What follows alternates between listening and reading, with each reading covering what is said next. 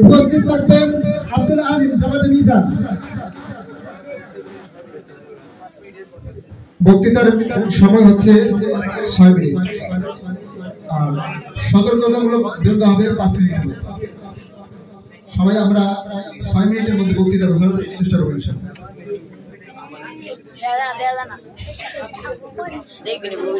السلام عليكم ورحمة الله وبركاته. وعليكم السلام. إن الحمد لله والصلاة والسلام على من لا نبي بعده. أما بعد فقد قال الله تعالى لقد كان لكم في رسول الله أسوة حسنة. অধ্যক্ষ সরকারি ইসলাম রহমাতুল্লাহ আলাইহি হাফিজের মাদ্রাসা ছাত্র মাদ্রাসা কর্তৃক বাৎসরিক প্রতিযোগিতার অনুষ্ঠানে সম্মানিত অতিথি বিজ্ঞ বিচারক মণ্ডলী হযরত উলামা ইকরাম এবং আমার সামনে ইলমুল ছাত্র ভাইরা সকলকে আমার পক্ষ থেকে আন্তরিক শুভেচ্ছা ও অভিনন্দন। আপনারা সকলে অবগত আছেন যে আজকে আমরা আলোচ্য বিষয় সম্পর্কে আর তা হলো রাষ্ট্র পরিচালনা রাসূল সাল্লাল্লাহু আলাইহি ওয়াসাল্লাম এর আদর্শ।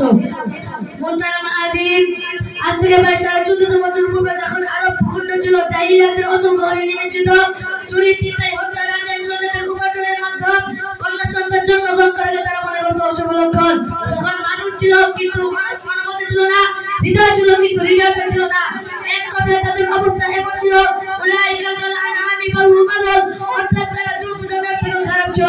ঠিক এমন সময়ে সত্যের সংঘাত নিয়ে অশান্তির চূড়ান্ত গঠন ঘটিয়ে এদলায় আগমন করে আমার আপনার নবী ফখরে দুনিয়া ওয়ালিদ আব্দুল্লাহ মুহাম্মদ রাসূলুল্লাহ সাল্লাল্লাহু আলাইহি ওয়াসাল্লাম ও তার হাদিস বিশ্ব শান্তির প্রতিষ্ঠার মধ্যবর্তী রাসূল করিম সাল্লাল্লাহু আলাইহি ওয়াসাল্লাম যখন নবী যৌবনে পদার্পণ করেন তখন রাসূল করিম সাল্লাল্লাহু আলাইহি ওয়াসাল্লাম ভাবতেছিলেন কিভাবে আজকে আদর্শ পরিণত হয়ে যায়।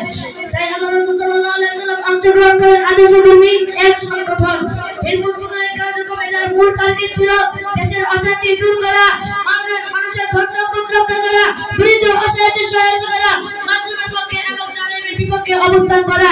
রাসূল করিম সাল্লাল্লাহু আলাইহি ওয়াসাল্লাম এর কার্যক্রম ছিল এই আয়াতের প্রতিধ্বনি, তাআওয়ানু আলাল বিররি ওয়াত তাকওয়া ওয়া লা তাআওয়ানু আলাল ইসমি ওয়াল উদওয়ান। এই দাওয়ার কথা রাসূল করিম সাল্লাল্লাহু আলাইহি ওয়াসাল্লাম এর বয়স যখন 35 ঘটায় তখন রাসূল করিম সাল্লাল্লাহু আলাইহি ওয়াসাল্লাম হযরত আসওয়াদ স্থাপন নিয়ে এক রক্ত হয়ে যুদ্ধ প্রোগ্রাম হয়েছিল। রাসূল করিম সাল্লাল্লাহু আলাইহি ওয়াসাল্লাম সেই যুদ্ধের পরিসমাপ্তি ঘটিয়ে দেশের মধ্যে শান্তির সমাধান ছড়িয়ে দিয়েছিলেন। তাই আল্লাহ রাব্বুল আলামিন বলেন লাকাদ কানা লাকুম ফি রাসূলিল্লাহি উসওয়াতুন হাসানাহ। আরবে আজম কাজা সর্বকালের সর্বপ্রথম সর্বমানুষের জন্য রয়েছে মুহাম্মদ সাল্লাল্লাহু আলাইহি ওয়াসাল্লাম এর মধ্যে তোমাদের জন্য উত্তম আদর্শ। সম্মানিত হাজির, রাষ্ট্রের মধ্যে মর্যাদা পেয়েছেন অধিকার ছিল না, তাদের ব্যক্তিগত নিশ্চিত করে কোরআন থেকে ঘোষণা করে ওয়া উম্মাতুল্লাহি আলাইহি বিল মারুফ অন্য আয়াতে তিনি ঘোষণা করে হুন্না লিবাসুল লাকুম ওয়া আনতুম লিবাসুল লাহুন্না। মুহতারাম হাজির, যখন রাষ্ট্রের মধ্যে কোন জনগণকে জীবন কমনা হবে তখন রাষ্ট্রীয় সুরক্ষা তাদের ব্যক্তিগত নিশ্চিত করে কোরআন থেকে ঘোষণা করেন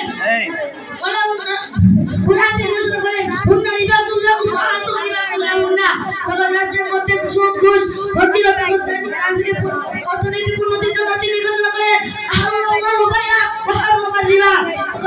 মহিলাদের সম্পর্ক করার জন্য তিনি ঘোষণা করেন আজ-জানিয়াতু ওয়াজ-জানি ফাজলিদুল্লাহ ওয়াইলিম মিনহুমা মিআতা জালদা। আজ-জানিয়াতু ওয়াজ-জানি ফাজলিদুল্লাহ ওয়াইলিম মিনহুমা জালদা। রাষ্ট্রের মধ্যে শ্রমিকের অধিকার, যখন রাষ্ট্রের মধ্যে শ্রমিকের অধিকার ছিল না তখন শ্রমিকের অধিকার নিশ্চিত করতে ঘোষণা করেন শ্রমিকের কাম শিখে যাবে, তাদের পারিশ্রমিক দিয়ে দাও। যখন রাষ্ট্রের মধ্যে চুরি অন্যায় অত্যাচার প্রতিরোধ করার জন্য তিনি ঘোষণা করেন রাষ্ট্র থেকে ইহুদিদেরকে বের করার লক্ষ্যে তিনি বলেন আখরিজুল ইয়াহুদা ওয়ান নাসারা মিন জাদিদাতিল আরাবিয়া। এবং রাসূল সাল্লাল্লাহু আলাইহি ওয়াসাল্লাম আমাদের মধ্যে যে সামাজিক, পারিবারিক, অর্থনৈতিক, রাজনৈতিক যে আদর্শ পরিচালনা জারি রেখেছেন তার মোকাবিলায় দুনিয়ার সমস্ত তন্ত্র মন্ত্র গণতন্ত্র সমাজতন্ত্র আচরণভাবে ব্যর্থপ্রমাণিত হয়েছে। মুহতারাম হাজির, পরিশেষে আমি বলতে চাই আপনারা রাষ্ট্র পরিচালনায় আসতে চাও, আপনারা রাষ্ট্র পরিচালনা করতে চাও, আপনারা রাষ্ট্র পরিচালনায় আসতে চাও, আপনারা রাষ্ট্র পরিচালনায় আসতে চাও মোহাম্মদ সাল্লাল্লাহু আলাইহি ওয়াসাল্লাম এর আদর্শকে মাইনাস করে যদি পথপন্থা অবলম্বন করে না কেন, যদি ইসলাম দিনের বলে মোকাবিলা শুরু না কেন, যদি উন্নয়নের পথে যাওয়া না কেন, যদি উন্নতির কথা শোনা না কেন, একদিন তোমার পরিণাম এটাই হবে যে দেশে ছাড়া জায়গা হবে না, সেই চিনার মতো তোমার এই দেশ ছেড়ে পালাতে হবে। ইমাম মালিক রাহমাতুল্লাহ আলাইহি বলেন পূর্ববর্তী অনুসরণ বিহিত পরবর্তী অনুসরণ সফল হতে পারবে না। তাই আমি এর কথা যদি মিলে রেখে আমি বলতে চাই রাসূল সাল্লাল্লাহু আলাইহি ওয়াসাল্লাম এর আদর্শকে মাইনাস